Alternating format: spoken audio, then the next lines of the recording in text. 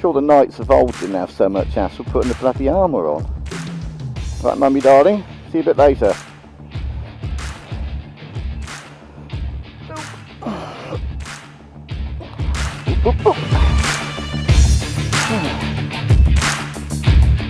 Did you fit, mum? Bye!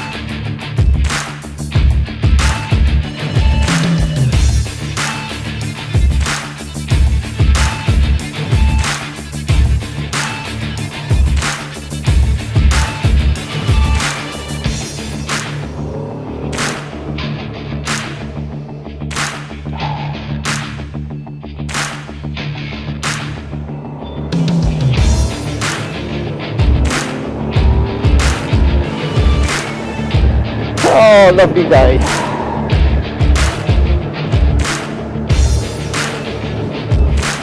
Round the bouncy bend.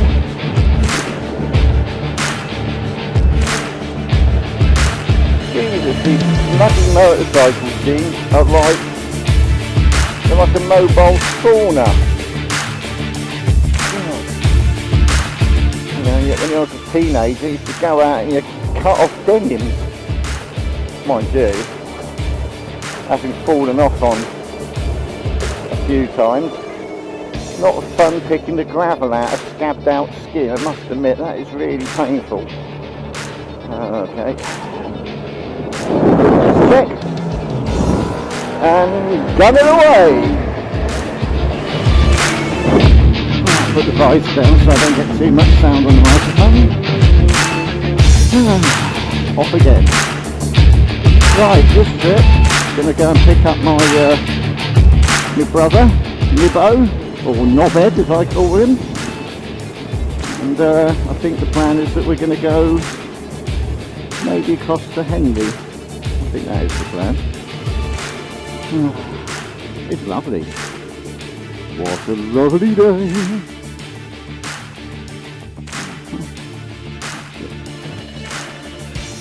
The engine's at 75 degrees and it's 23 degrees out there.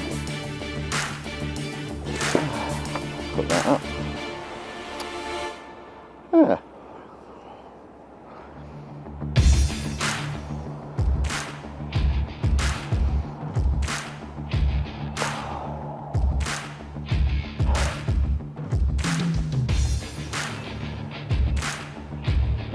Motorcycle clothes. You can actually get hoodies with built-in armour, so you actually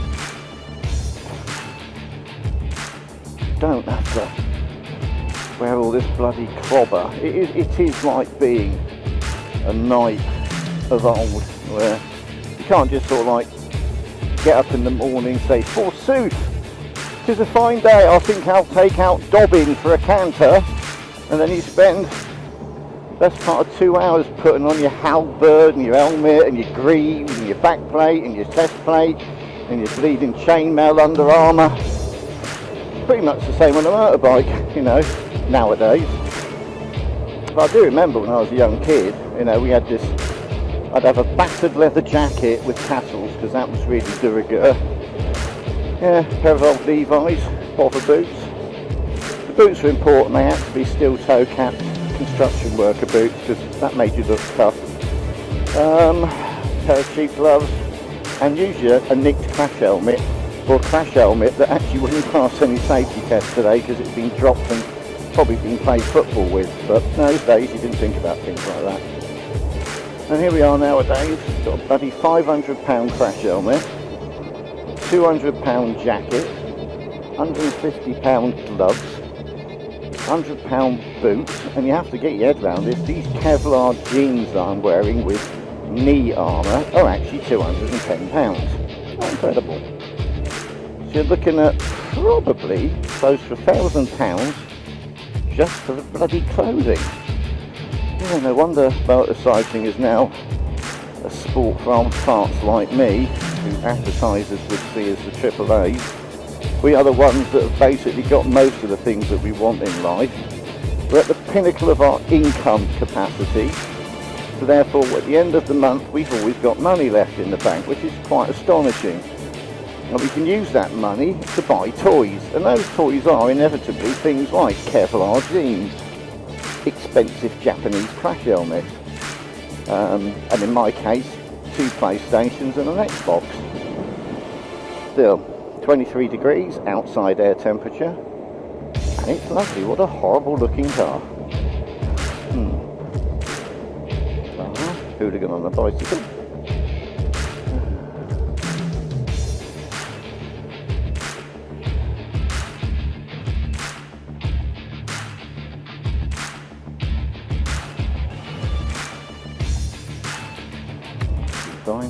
Fine. So, this is the back end of Tyler's.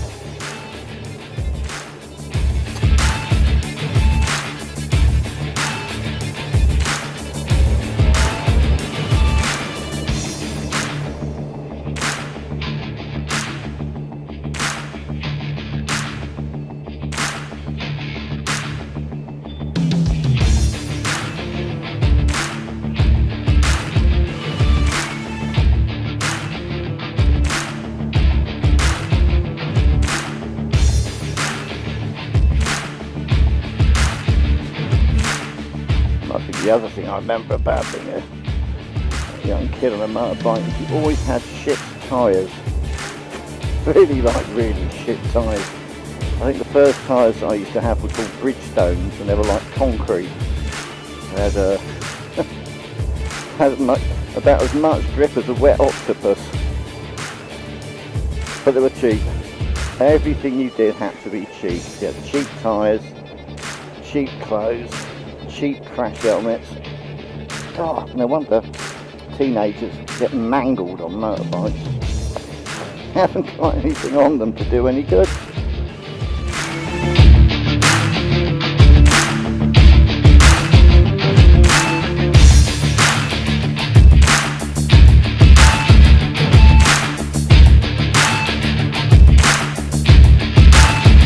Thought that was an eminent physicist, but no, it wasn't.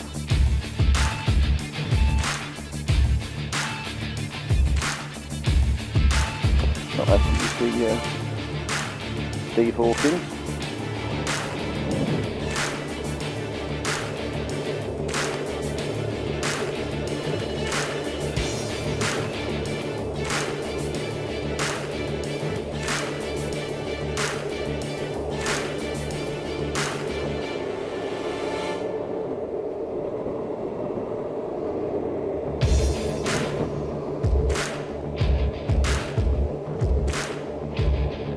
One of the great joys I think about the summer months, and I think that's just been, it's a universal joy I think, is the sudden emergence of the summer frock. Quite a delightful thing, the summer frock, you know, everyone's gone from being wrapped up in several layers of wool and viscose, and suddenly all the girlies are out there in diaphanous summer frocks. Quite lovely.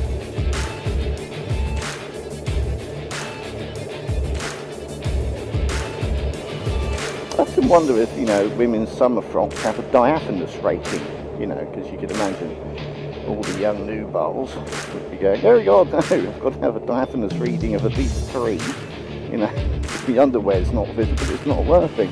Wearing it, and then you get the older folks, the older ladies going, no, diaphanous, forget it, no, I want this to be as impenetrable as a brick wall.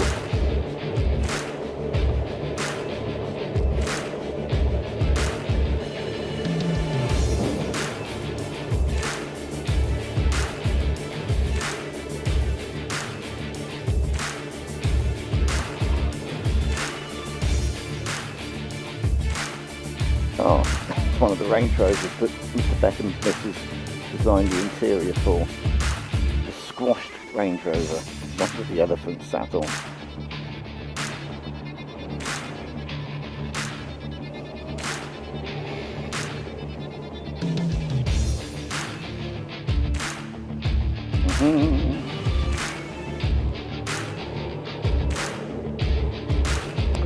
Tyler's railway station where my poor sod of a brother every morning 6 o'clock, 6:30 would get his train to London.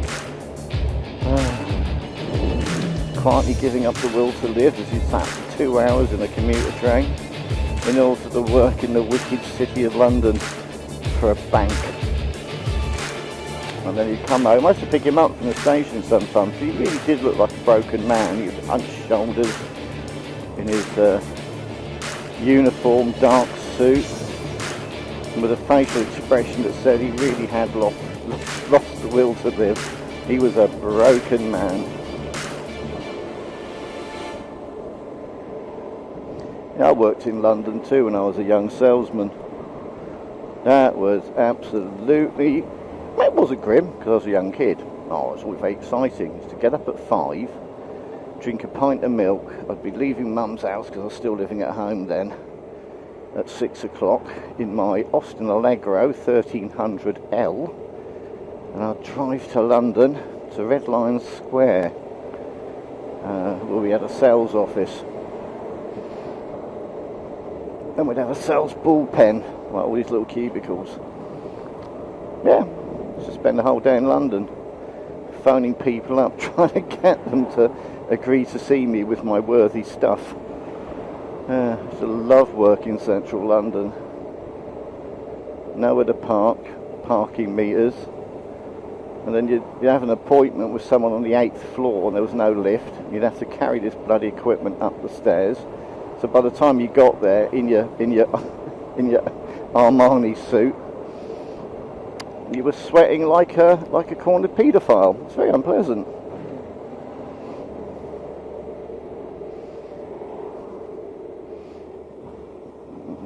Heading up to Purley now. Pick up the bro.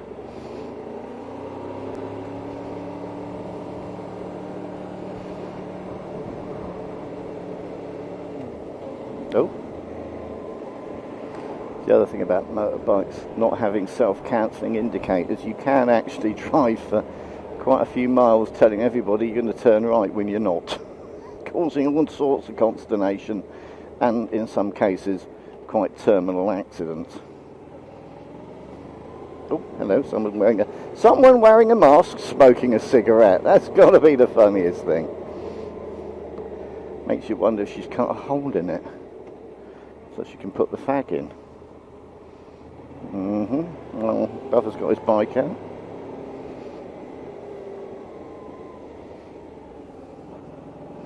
I'll just turn around. That's the other thing about larger motorbikes. They've got the turning circle of the Spaceship Enterprise. You know, it's not exactly... You can't exactly spin these things round. I suppose it's like doing a U-turn on a horse. They're not the easiest things to do. What's she doing? Come on, darling. With your Chelsea tractor.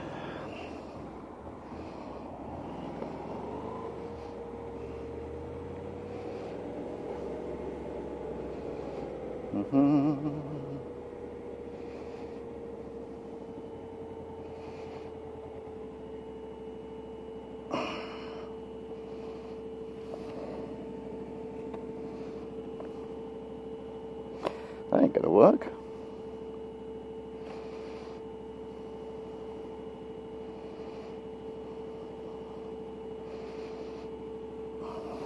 I'll find somewhere where I can. Gonna work. No. Right, Nob? I was thinking, we go like, a normal route over wood, up over the Pangbourne Bridge. And Yeah. like Calcot. Yeah. And then when we get to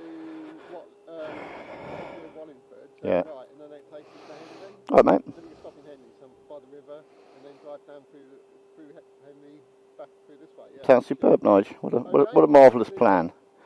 I'll just wait.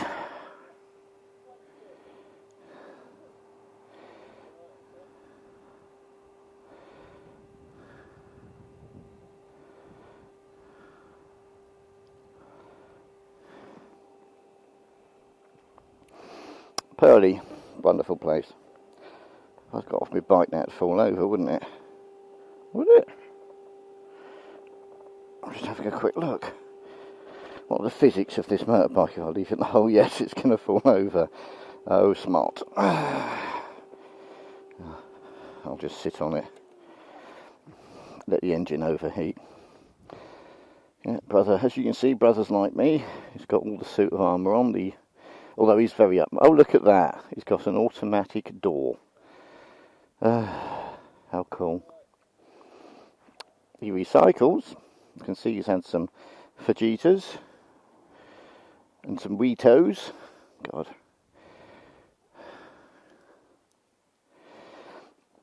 And then, like me, he's got to go for the performance of crash helmet on, and then trying to slot your glasses through the gap.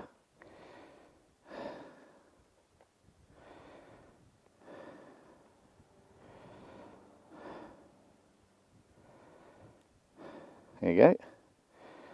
Poke those in the hole.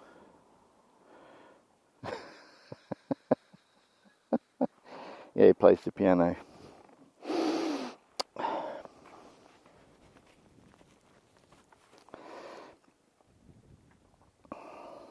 Is Denise at work? Denise at work? Yeah. Okay.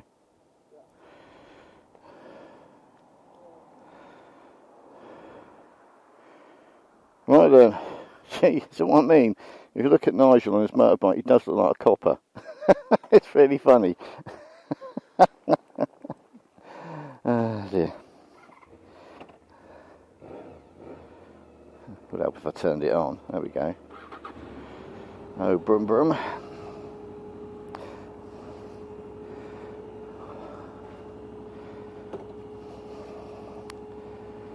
Go on, Nige. Just going to faff. Go on. Alright, off we go. The Frère d'Église. For those of you that don't understand French, that means the Brothers' Church.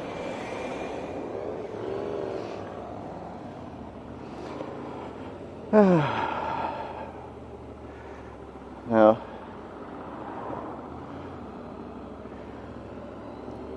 the difference between me and my brother is he's 3 years older than me, and he's inordinately that little bit more sensible than I am. So he never takes risks, never overtakes where he hasn't got a clear road for about 10 miles in front of him. And he's yeah, fuck off, Nigel. And he's forever telling me that I've left my indicator on, which is, you know, I suppose gives him something to do. Oh. Again, you should never just follow on with a motorbike, because if you fuck up and there is a car coming, it's not just a bunk and there's a big dent in your bumper, it tends to be the cracking and splintering of your shin bone. So it's always prudent just to be a little bit cautious. Aha.